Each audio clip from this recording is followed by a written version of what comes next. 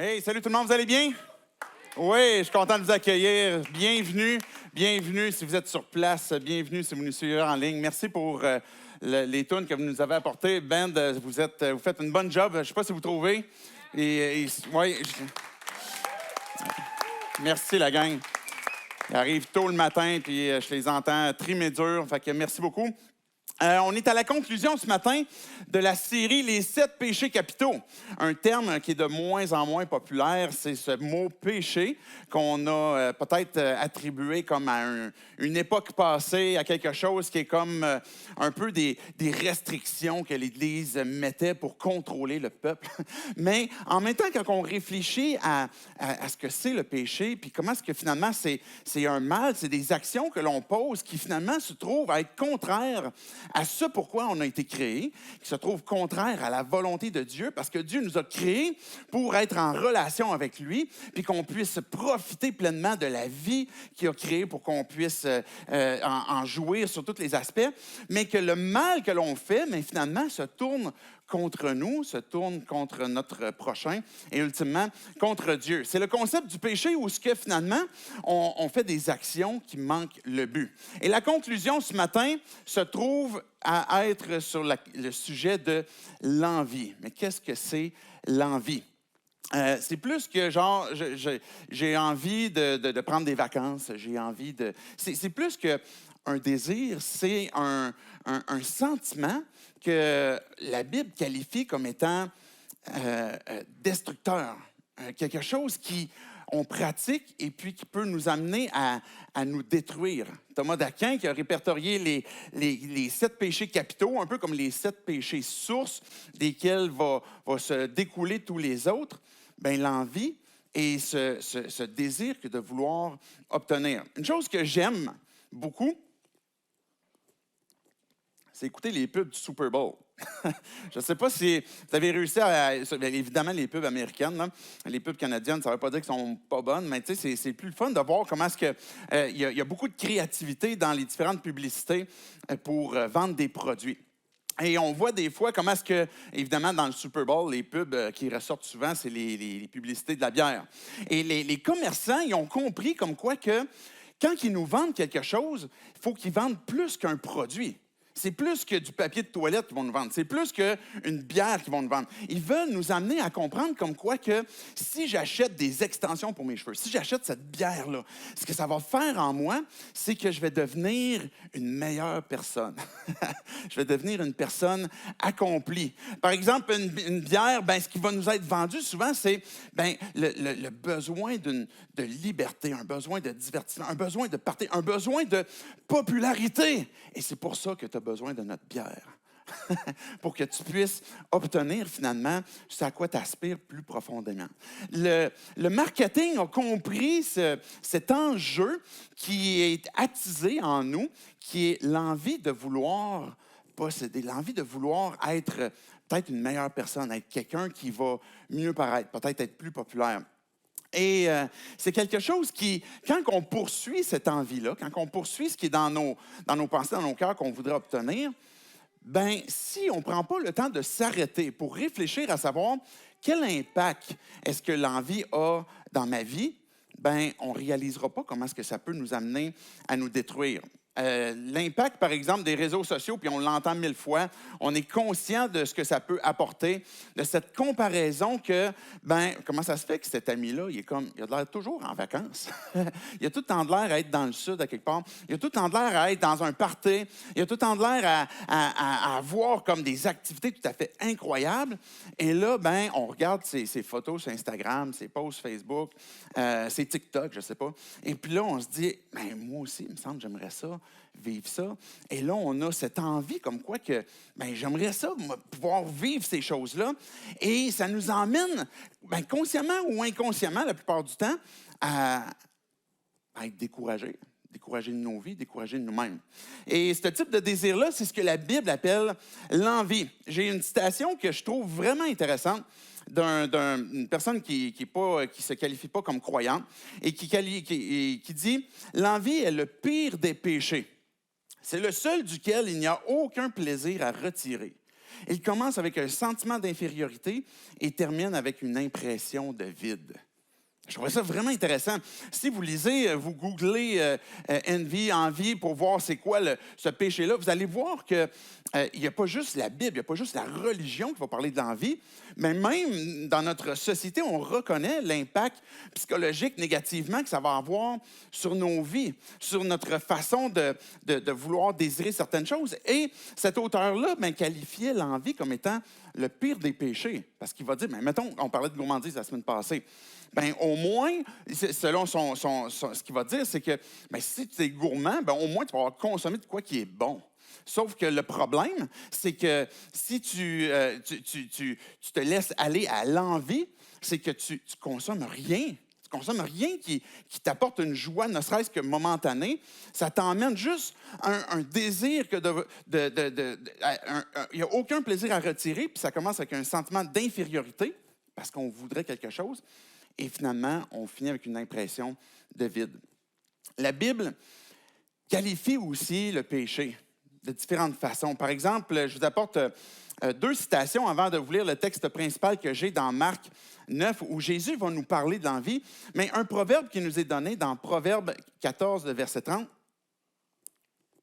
dit « Un cœur paisible est la vie du corps, tandis que l'envie est la carie des os. » Le cœur, c'est notre être, c'est notre noyau de notre être. Ça constitue toute notre volonté, nos sentiments, notre intellect.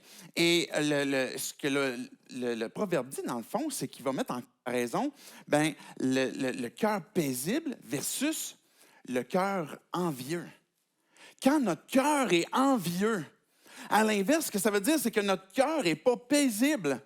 On est agité. On est troublé, on dort mal, on voudrait obtenir plus, puis on ne réussit pas à obtenir plus. Et comparativement, finalement, à ce que ça va donner comme agitation. Et c'est l'envie et la carie des os. C'est quelque chose qui vient nous gruger dans le fond de nous-mêmes. Un autre texte qui est 1 Corinthiens 13, verset 4. Je l'ai cité 1000 fois dans des mariages, ce texte-là, dans son ensemble, où le texte parle de l'amour qui est parfait. L'amour. Ma femme vient déplacer ma table. Merci, chérie. Si vous voyez une table qui se déplace, comme c'est pas Dieu, là, c'est ma femme qui bouge les choses. Merci, chérie. Le 1 Corinthiens 13, qui parle de l'amour. Et j'aime ma femme, justement, ça tombait bien, elle était là. Mais dans ce mariage, il va dire que l'amour est patient, l'amour, il est plein de bonté et il n'est pas envieux. Une expression contraire à l'envie, c'est un manque d'amour. On manque d'amour, peut-être envers soi-même ou envers notre prochain, et ultimement envers Dieu. C'est de la façon que la Bible va qualifier l'envie, de quelque chose qui nous agite, quelque chose qui est contraire à l'amour. Et un des exemples cités régulièrement pour illustrer l'envie, et même par des gens qui ne sont pas croyants, c'est l'histoire de Caïn et Abel. On connaît cette histoire d'un frère qui avait reçu l'approbation de Dieu pour des sacrifices qu'il offrait, versus l'autre que Dieu n'avait pas approuvé. Et il y a un contexte derrière tout ça, là, je vous épargne tous les détails. Mais Caïn, qui est le frère qui a été finalement envieux de son frère Abel, mais a tué son frère parce qu'il voulait obtenir cette approbation-là. Puis il n'a pas compris qu'il devait changer plutôt dans son cœur ce problème qui était là, qui était peut-être de chercher à satisfaire sa propre personne. Donc, Caïn et Abel, c'est l'exemple parfait qu'on voit dans la Bible qui illustre c'est quoi l'envie. Le 10e commandement aussi nous parle de « tu ne convoiteras pas », de ne pas convoiter. L'idée de convoiter, c'est un synonyme de l'envie. Pas convoiter la femme de son prochain, l'homme de son prochain, de sa prochaine, peu importe. De ne pas convoiter son âne, son bœuf, sa BM, sa maison, ses vêtements, sa popularité. C'est le concept que Dieu nous dit, convoite pas ce que ton prochain a. C'est mal, c'est un péché capital, ça nous détruit. Mais Jésus va apporter cette illustration ou cette discussion avec ses disciples pour nous amener à comprendre ce que c'est l'envie. Et c'est dans Marc 9, les versets 30 à 42 que je vais vous lire. Et j'ai appelé ce texte-là « La question honteuse ». Vous allez comprendre pourquoi. Je commence à lire à partir du verset 33 de Marc 9. Ils arrivèrent à Capernaum lorsqu'il fut dans la maison. Jésus leur demanda, la question honteuse, « De quoi discutiez-vous en chemin? » Mais ils gardèrent le silence, car en chemin, ils avaient discuté entre eux pour savoir qui était le plus grand.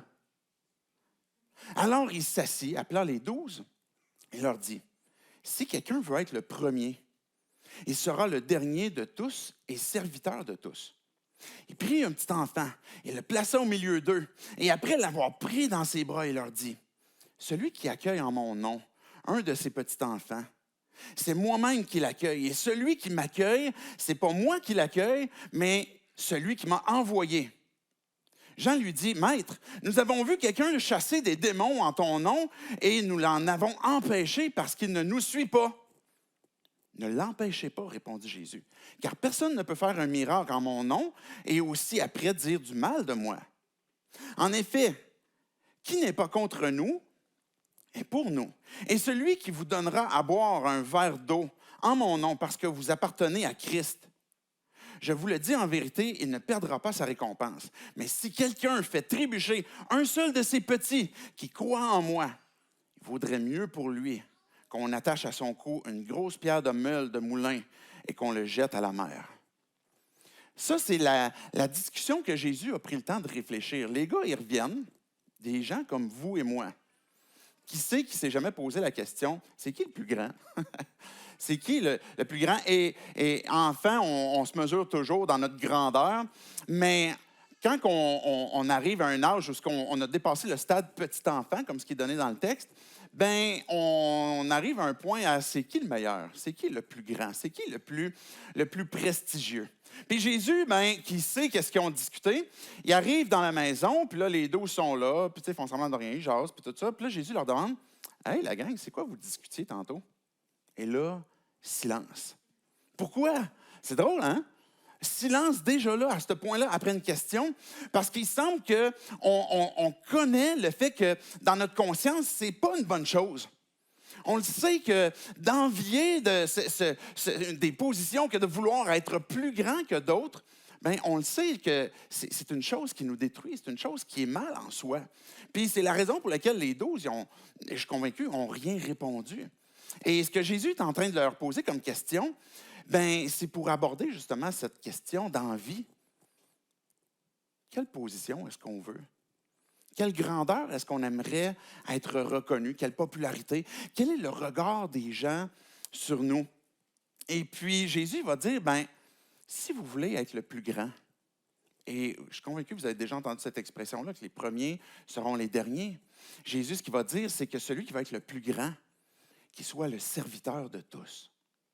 Et ça prend beaucoup d'humilité pour dire, je choisis d'être au service de mon prochain parce que je l'aime.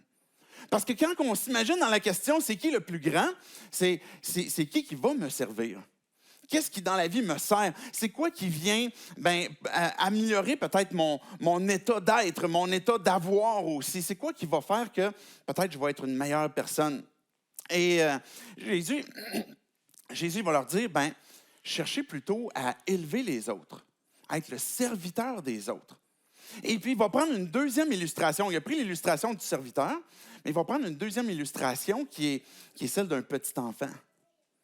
Et puis, il va dire, il va le prendre dans ses bras, et puis il va leur dire finalement au verset 37, « Celui qui accueille en mon nom un petit enfant, c'est moi-même qui l'accueille. Et celui qui m'accueille, il accueille celui qui m'a envoyé. » Avec qui est-ce que tu es vu?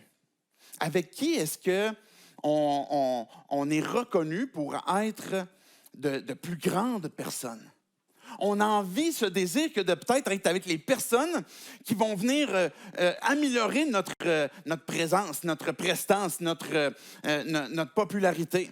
Et puis, ce que Jésus va dire, c'est que celui qui accueille un enfant, un petit enfant, une personne vulnérable. Puis, on a vu Jésus, à travers les évangiles, comment est-ce qu'il a accueilli la personne qui est malade, la personne qui n'est pas populaire. La personne qui a la lèpre et puis que la communauté entière, quand il va passer, va le traiter de impur, impur. La femme qui avait une perte de sang depuis plusieurs années, que Jésus s'est laissé toucher par elle. où Jésus a accepté que d'être dans la présence de gens qui ne sont pas glorieux. Puis Jésus est en train de leur dire, les gars, il y a tellement de monde autour de nous, comme les chefs religieux à l'époque, ce qu'ils veulent, c'est les premières places.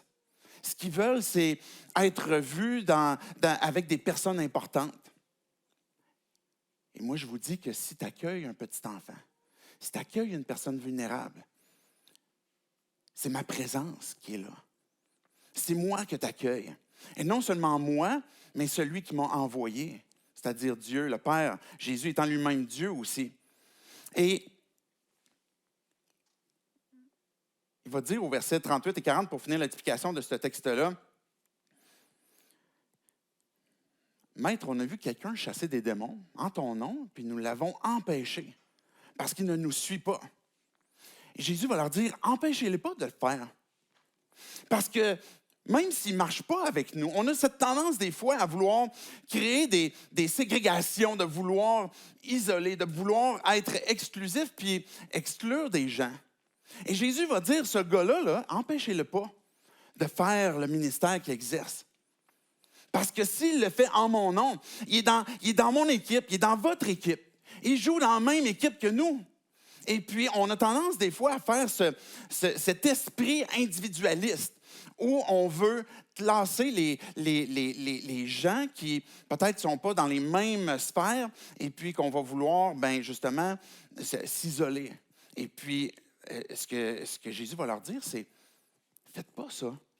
Cherchez pas à diviser. Recherchez beaucoup plus plutôt cet esprit d'équipe. » Puis encore aujourd'hui, dans notre société, on est très enclin à être beaucoup plus dans un mode où on veut être individuel, où on veut exclure, sinon que de vouloir, par l'envie, obtenir le meilleur de ce que d'autres ont.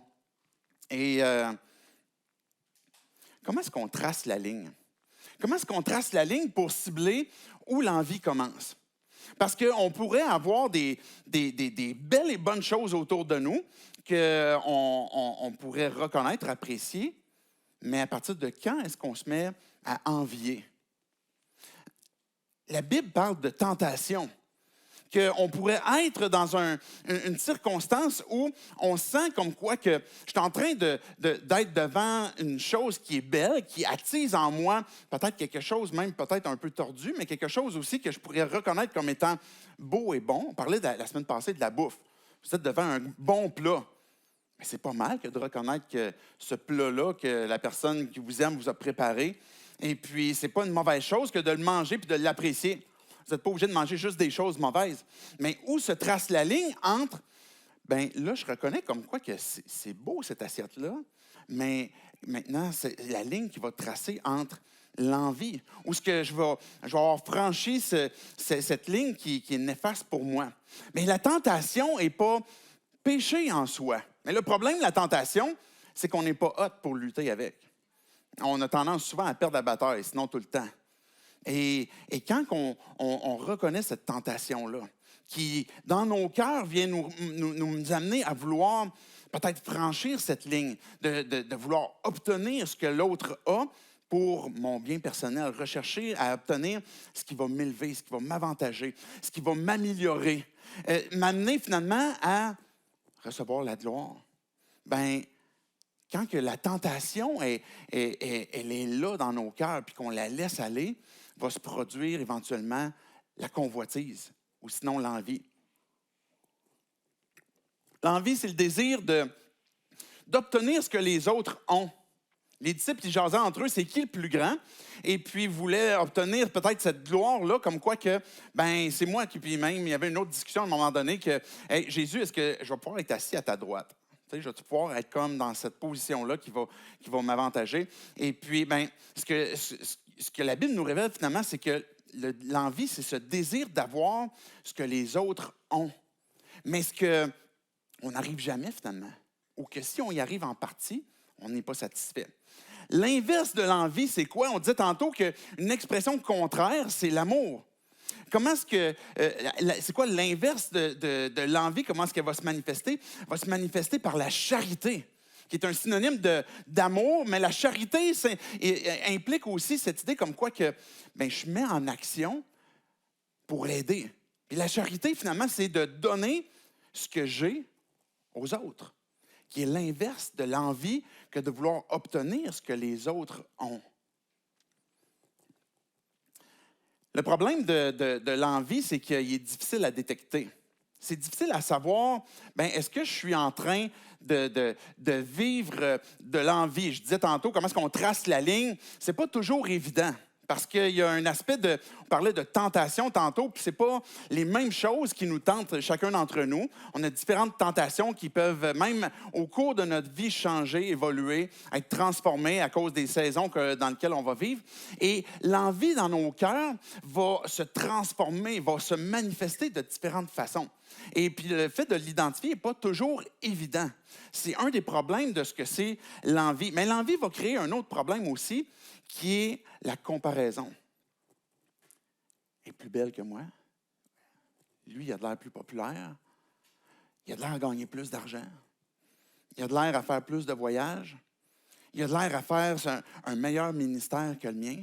Parce que vous soyez croyant ou non, on est tous soumis à ce péché qui nous détruit, l'envie.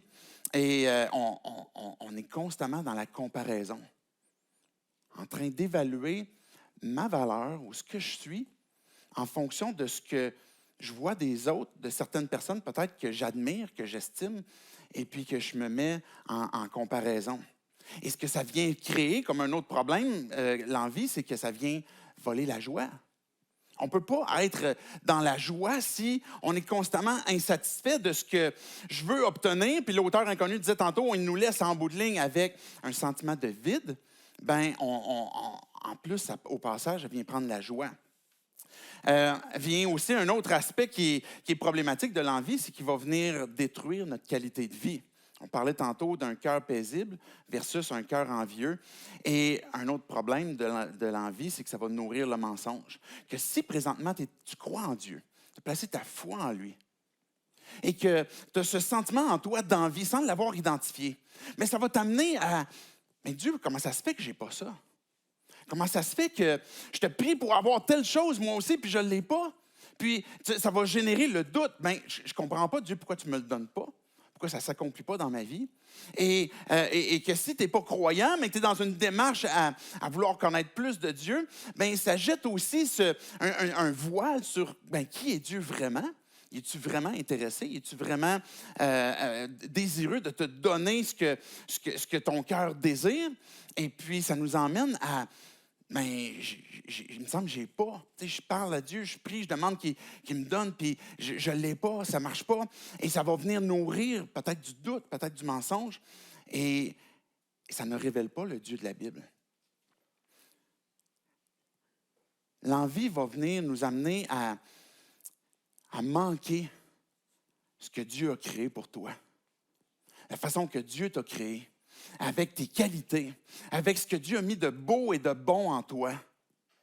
Et il y a des choses que d'autres ont que tu n'as pas, que tu n'auras jamais, mais il y a d'autres choses que tu as, puis que Dieu veut te donner, que Dieu veut relever, que Dieu veut utiliser, et qu'on va s'en priver, peut-être qu'on ne l'en réalisera pas, parce que justement, on peut être voilé par un mensonge qui peut-être notre envie n'est pas satisfait. Ça va venir peut-être briser des relations aussi. Et ultimement, on dit que c'est un péché capital. Pourquoi? Parce qu'on se trouve à dire de Dieu, Dieu, ultimement, c'est pas toi que je vais adorer. Ultimement, Dieu, c'est moi. C'est ma gloire que je recherche. C'est ma popularité. Et Dieu veut nous sauver de ça. C'est la job de Dieu de nous sauver du péché et puis de faire de ces miracles dans nos vies. Mais j'ai parlé du problème, puis là, peut-être vous dites comme « Hey, Colin, il me semble que c'est lourd un matin. » Le péché, c'est vrai qu'il faut apporter la perspective de la problématique. Qu'est-ce que ça crée? Parce que ça détruit nos vies, ça détruit nos relations, et ultimement, ça nous a séparés de Dieu. Et ce que Dieu veut faire, c'est restaurer nos vies. C'est nous faire découvrir la vie en lui. C'est nous amener à relever les yeux vers lui puis découvrir, qu'est-ce que tu as comme plan, Dieu, pour sauver ma vie de cet aspect-là. Et ce que Jésus a dit aux disciples, par exemple, d'être le serviteur des autres, d'accueillir un petit enfant qui est une personne vulnérable, fait en sorte qu'on est en train de renverser la vapeur. Et c'est de ça que Dieu veut nous délivrer, de cette envie pour qu'on puisse justement découvrir la vie en lui qu'il veut nous donner. Et je veux conclure avec, vous les retiendrez peut-être pas toutes, mais 7 façons de tuer le péché. Et je pense que ce qui pourra être appliqué en ce qui concerne l'envie va permettre aussi d'être appliqué dans tous les autres péchés capitaux qu'on a parlé. Comment tuer le péché pour pas qu'il nous tue? Comment est-ce qu'on en vient à bout? Comment est-ce qu'on va arriver à un point où OK, Dieu, je reconnais l'envie qui est dans ma vie, puis maintenant, je vais en être sauvé. On ne peut pas vivre de transformation dans nos vies s'il n'y a pas d'application. Si on prend la parole, si on prend le message que ce que Jésus a dit, puis on dit, hey, c'est hot, Jésus, il aime les petits-enfants, les personnes vulnérables, il veut qu'on soit serviteurs, on veut qu'on travaille en équipe, qu'on ne soit pas en train de faire des ségrégations, de comme, OK, toi, tu n'es pas dans notre gang, tu ne chasses pas de démons, toi, tu fais pas tu viens de telle église, tu n'as pas le droit de servir dans notre église. Dieu, il nous emmène à pas juste constater que, hey, c'est beau, c'est le fun ce que Jésus dit, mais comment est-ce qu'on va les appliquer à nos vies? Pour qu'on puisse vivre la transformation. Mais la première des choses, la première façon pour tuer le péché, c'est reconnaître sa présence. Je disais tantôt que l'envie est difficile à reconnaître, mais ça prend un moment où on ouvre notre esprit, où on ouvre nos pensées pour prendre le temps de réfléchir, puis penser à notre propre vie. Est-ce que ça se peut? Est-ce que ça se peut que si j'ai de la misère à dormir présentement, est-ce que ça se peut que ce qui m'emmène à être constamment inquiet, anxieux, est-ce que ça se peut que c'est parce que c'est généré de par une envie de quelque chose d'obtenir que je n'obtiens pas? De reconnaître la présence, de prendre le temps c'est ça, d'ouvrir son esprit, puis d'écouter. Peut-être que Dieu a quelque chose à nous dire. Il n'y a pas plus aveugle, on dit, cette expression, qu'il n'y a pas plus aveugle que la personne qui ne veut pas voir. Il n'y a pas plus sourd que la personne qui ne veut pas entendre. Et on ne veut pas être de ces gens-là. Et on a besoin, dans cette première façon-là, pour tuer le péché, de reconnaître la présence. Mais une fois qu'on l'a reconnu, c'est de l'avouer, de le confesser, qui est quelque chose qui commence dans nos pensées. Si on parle d'un problème intérieur, le péché, c'est toujours quelque chose qui est intérieur, c'est toujours quelque chose qui est dans le cœur. Et souvent, la religion, on va illustrer ça comme quoi que, OK, ça va être des solutions extérieures pour venir solutionner, éventuellement peut-être jusqu'au plus profond de notre être, mais ça ne marche jamais.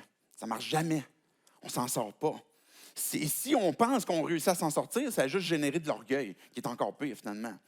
Mais le problème intérieur a besoin d'une solution intérieure. Et c'est là que la confession vient commencer à faire son œuvre de guérison dans notre âme. Parce que je suis en train de dire dans mes pensées, je suis en train de déclarer à Dieu, Dieu, j'ai vu que oui, j'ai de l'envie dans mon cœur. J'ai envie de telle personne, j'ai envie de telle chose, telle circonstance. Et puis je reconnais son impact dans ma vie. Et Dieu, je veux simplement te dire que c'est là, je reconnais que c'est mal puis que c'est un péché. C'est ce qu'on appelle la confession.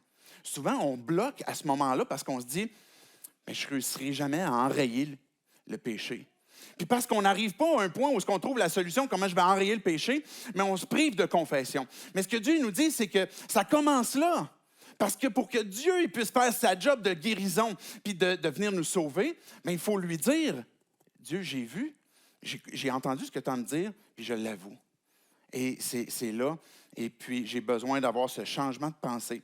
Qui littéralement, c'est ce mot-là, quand on parle de confession, de repentance, c'est un changement de pensée. Parce que c'est là que la victoire commence. Mais une troisième façon de tuer le péché qui suit, c'est prier. De dire, Dieu, j'ai besoin que tu viennes créer en moi le vouloir et le faire. Parce que la réalité, c'est que je sais qu'il est là. J'y arrive pas, je ne sais pas comment je vais faire pour être sauvé de ça, pour être délivré de ça. Mais j'ai besoin de ton aide, j'ai besoin de ton intervention. C'est là qu'on prie. Ça se peut même que tu ailles à un point où ce que tu dis, Dieu, j'ai peut-être même pas envie d'être délivré de ça, mais je le reconnais. Mais tu peux le dire à Dieu, tu peux le confesser, puis tu peux lui dire, j'ai besoin que tu viennes créer en moi le vouloir et le faire. Parce que je n'aurai pas aussi la capacité. Et puis, Dieu, il veut le faire. Puis la quatrième étape pour tuer le péché, c'est prendre le temps aussi de remarquer ce que j'ai. Parce que l'envie, ce qu'il va faire, c'est qu'on va remarquer, on disait tantôt, de reconnaître ce que les autres ont pour obtenir. Mais ce que ça nous prive, c'est de regarder, mais qu'est-ce que j'ai? Qu'est-ce que Dieu m'a donné? De quoi est-ce que Dieu m'a équipé? Il y a une vieille toune qui dit « Compte les bienfaits de Dieu, mets-la devant tes yeux, puis tu verras comment le nombre en est grand. » Il y a un proverbe ou un psaume que David a dit, le roi David, un personnage important de la Bible, qui a dit « Je te loue, ô Éternel, que je suis une créature aussi merveilleuse. » Puis c'était pas arrogant ou orgueilleux, mais il reconnaissait comme quoi que ce qu'il était venait de Dieu. Et on a besoin de prier pour demander l'aide de Dieu, mais aussi de regarder qu'est-ce que Dieu a fait dans ma vie, puis qu'est-ce que Dieu m'a laissé comme équipement, comme les belles et bonnes choses qu'il m'a données.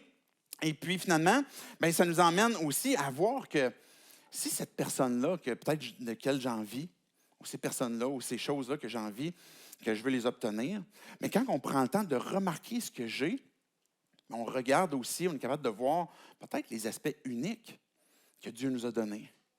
Des aspects que Dieu veut peut-être même nous amener à développer, à mettre à son service. Et souvent, il y a une expression qu'on voit dans la Bible que Dieu emploie qui, comme par exemple, qui a été dit à Moïse, « Mais qu'est-ce que tu as dans les mains? » Et Moïse avait un bâton. Et souvent, on voit les grands personnages de la Bible comme étant des gens qu'on n'arrivera jamais à faire ce qu'ils ont fait. Mais ça a toujours commencé, eux aussi, avec une lutte, puis un point où ce que Dieu, à un moment donné, a dit, qu'est-ce que tu as dans les mains? C'est qui t'a donné la capacité de parler, de regarder? C'est qui t'a donné ce bâton-là? C'est qui t'a donné? Et les choses que Dieu nous donne, on a besoin de prendre le temps de les constater. Et d'arrêter aussi, on parlait tantôt des conséquences de l'envie, ça vient créer le mensonge. On peut avoir des discours intérieurs comme quoi on ne vaut rien, on ne vaut pas grand-chose parce qu'on est dans la comparaison. On a besoin d'abandonner ça dans nos pensées, de prier Dieu, puis d'arriver à un point où, OK, voici les belles et bonnes choses que Dieu m'a données et que je les reconnais comme étant la marque du Créateur. Un des aspects, merci de dire amen, j'espère qu'il y a plus que Stéphanie qui est d'accord avec ça. Mais une des choses que l'envie va venir générer, c'est de la critique. On va chialer.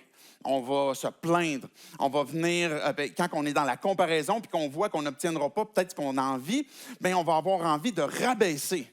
Mais un des moyens d'avoir la victoire sur ce péché dans nos vies, c'est de complimenter, de dire le bien, de rendre la gloire à Dieu. Puis je vois qu'est-ce que tu as dans ta vie, puis je veux te dire que c'est vraiment hot.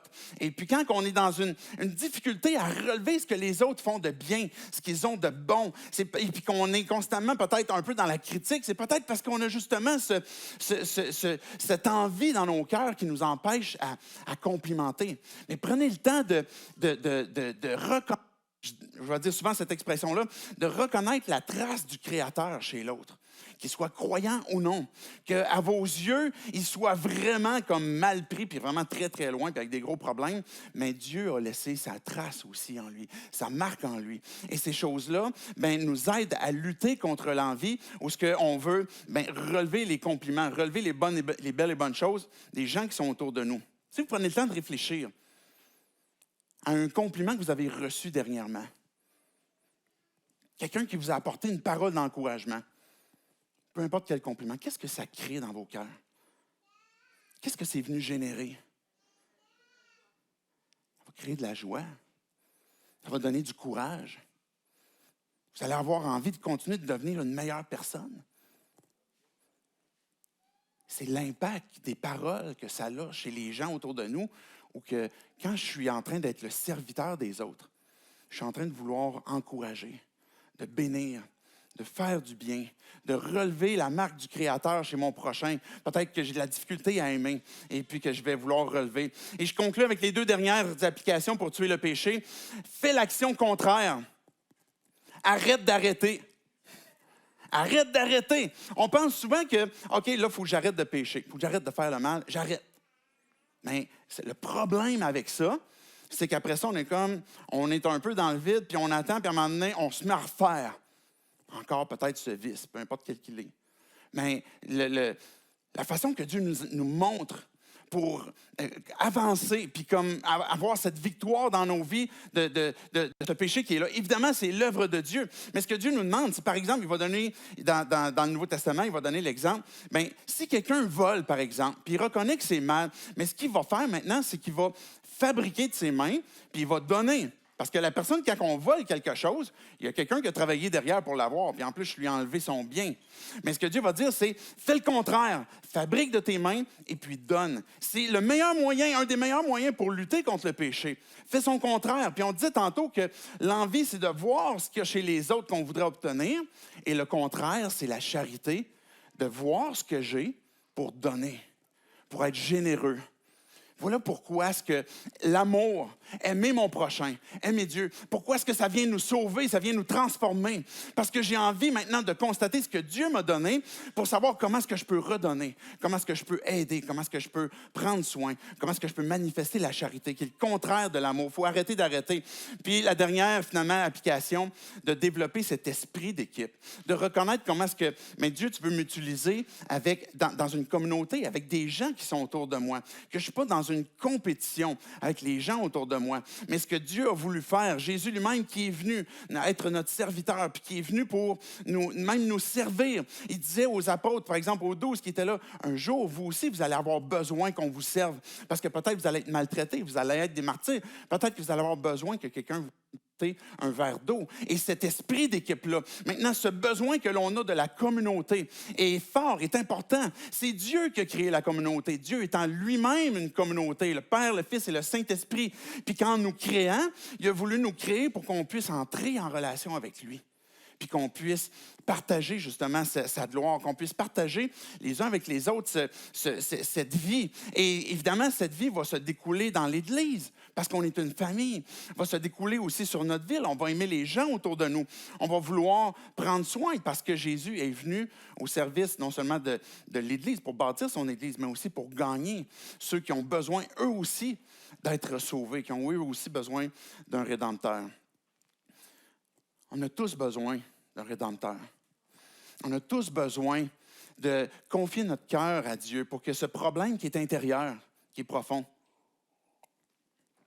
puisse trouver une solution, que nous, on n'arrive pas avec des solutions extérieures ou avec des bonnes intentions, mais qu'on dit, Dieu, j'ai besoin que tu viennes sauver ma vie, que tu viennes sauver mon cœur. Je te confesse, je vais te faire confiance.